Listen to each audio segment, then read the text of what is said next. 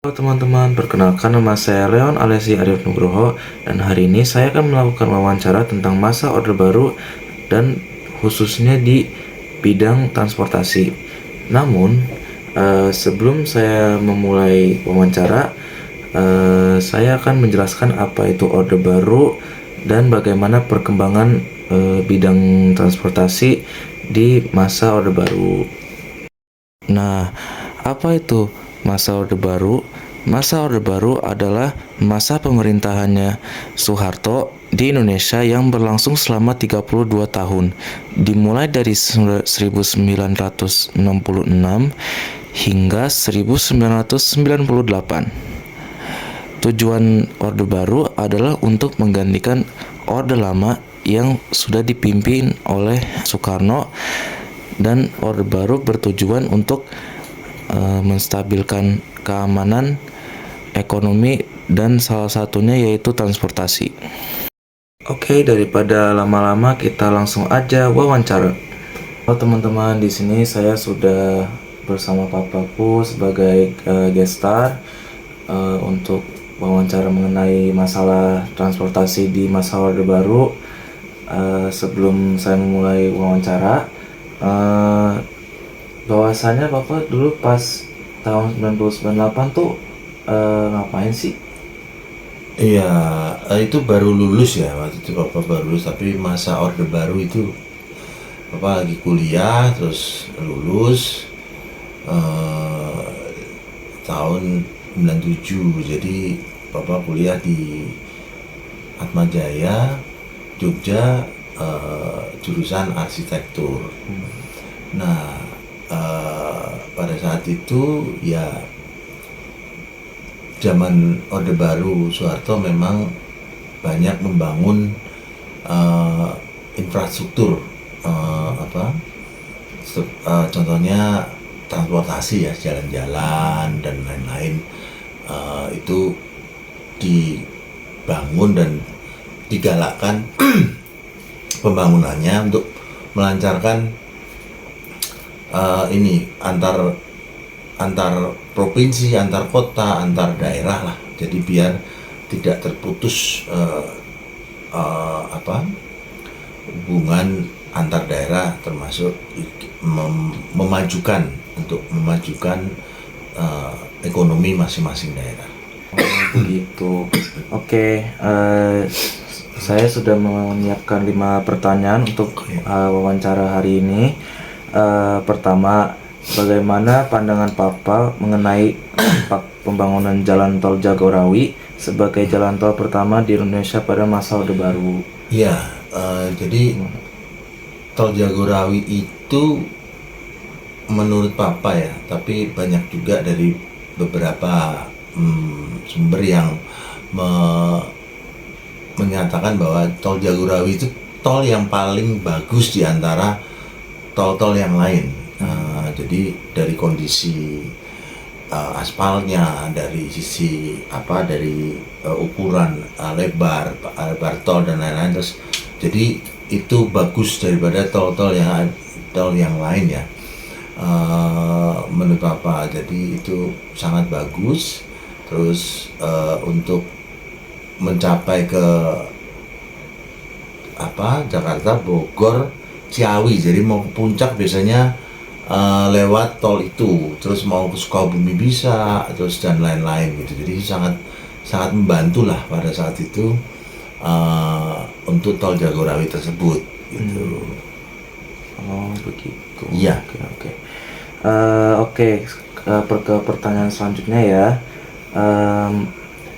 Apa latar belakang kebijakan penghapusan becak di Jakarta pada era 1970-an, dan menurut Papa apa sih dampaknya terhadap pengemudi serta pengguna becak jarak pendek tersebut? Jadi saat itu Jakarta itu ya sudah mau ditata ya. Becak itu memang membuat, kalau dari sisi kepadatan, terus dari sisi lalu lintas dan lain-lain, itu membuat macet, membuat jalanan itu tidak tidak bagus lah gitu. Jadi semrawut, ya, kalau bahasa Jawanya semrawut ya. Apa ya, kurang kurang bagus lah ininya. Jadi mau dihapuskan. Sebenarnya itu bagus, cuman pada saat itu menjadi suatu hal yang, karena mereka memikirkan, oh gimana nasibnya si pengemudi becak dan keluarganya gitu.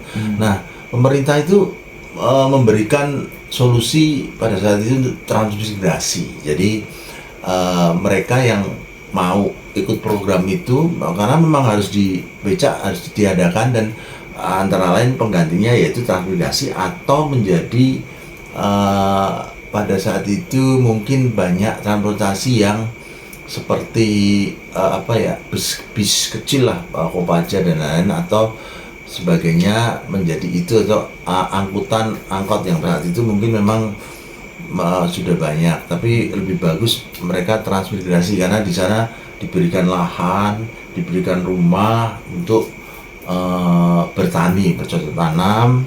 Kebanyakan memang di luar Jawa ya, Pulau Jawa gitu. Jadi itu ya akhirnya semuanya itu memang harus agak dipaksakan. Jadi harus dipaksakan seperti itu, dan untuk mencapai tujuan bahwa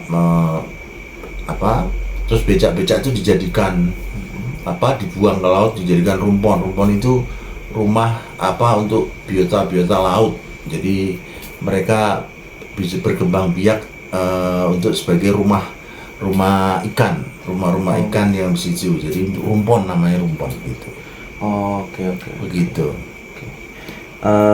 Selanjutnya ya, bagaimana kebijakan keamanan saat itu memengaruhi kenyamanan masyarakat dalam menggunakan transportasi umum? Nah, jadi ada masalah baru lagi bahwa untuk transportasi ini, untuk kenyamanan, keamanan itu penting gitu ya. Apalagi pada saat itu memang kondisi keamanan dan kenyamanan itu sangat diperlukan, karena sebagai kota berkembang ini Jakarta, apalagi ini banyak seperti premanisme dan sebagainya. Dan saat itu Bapak ingat ada seperti Petrus itu penembakan misterius. Jadi para preman-preman yang memang residivis, yang memang tidak bisa tidak bisa dibina atau mereka tiba-tiba ditemukan mati atau meninggal atau tewas di pasar, di ini, dan mereka tidak tahu itu orang mana. Itu salah satu, mungkin ya, salah satu solusi pemerintah sebenarnya ya. Kalau dibilang itu HAM ya gimana ya, agak ini, cuman karena korbannya ini adalah para preman-preman yang mungkin tidak bisa dibina ataupun diajak untuk berbuat baik dan lebih ini. Jadi makanya solusinya pemerintah adalah seperti itu, karena ya rambutnya panjang, tatonya banyak, kayak gini, kebanyakan seperti itulah. Itu sebetulnya kondisinya udah mati, udah tewas, udah meninggal aja di pinggir jalan, di pasar, di ini, banyak lah gitu. Jadi ya akhirnya ya pada nggak tahu ini dikubur di sama masyarakat setempat gitu. Seperti itu tadi, untuk menanggulangi. Dan dari situ memang angka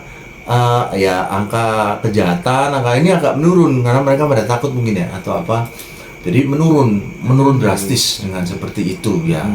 Berarti memang ada efeknya ya, ada, karena Pak Harto ini kan mantan tentara. Jadi dia menggunakan cara seperti itu gitu untuk membasminya gitu.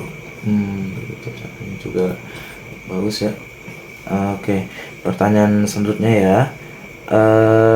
Menurut Papa, efektivitas program rehabilitasi kereta api dan penggunaan kereta rel listrik alias KRL di wilayah Jabodetabek itu seperti apa ya? Ya bagus ya, untuk program maksudnya pembangunan kereta KRL itu berarti kereta rel listrik kalau nggak salah ya. Betul. Jadi itu pakai listrik, itu menghubungkan Jabodetabek. Jadi itu sangat bermanfaat banget buat para pekerja dari yang pinggiran daerah Jakarta, biar tidak mungkin dari sisi biaya, dari sisi karena kan mungkin mereka tidak tinggal di daerah Jakarta karena saat itu mungkin sudah mahal segala macam, dan mereka tinggal di pinggiran si Bekasi, Tangerang, Bogor, itu naik KRL menuju ke stasiun-stasiun terdekat dengan dengan kantornya. Dari situ mereka mungkin naik bisa ojek, bisa Kopaja, bisa angkutan untuk mencapai dari stasiun yang terdekat ke kantornya gitu. Jadi itu bagus sekali sih ya. Sampai sekarang masih berjalan KRL itu. Bagus itu ininya. Oke, bagus juga ya itu. Oke, ini pertanyaan terakhir. Menurut Papa, peran perusahaan negara seperti Pelni dan Garuda Indonesia dalam menyatukan wilayah-wilayah terpencil di Indonesia tuh pada saat itu bagaimana sih? Ya, itu sangat mendukung ya.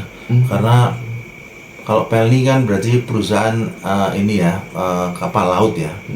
Negara kapal laut untuk transportasi antar pulau. Jadi mulai dari Kalimantan mau ke Jawa, atau mau ke Sulawesi, atau mau ke Papua, pokoknya daerah yang di luar Jawa itu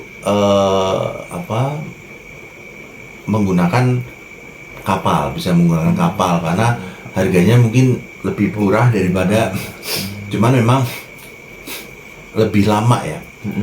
Lebih lama, maksudnya pencapaian dari berangkat sampai tiba ke lokasi memang lebih lama dari pesawat gitu.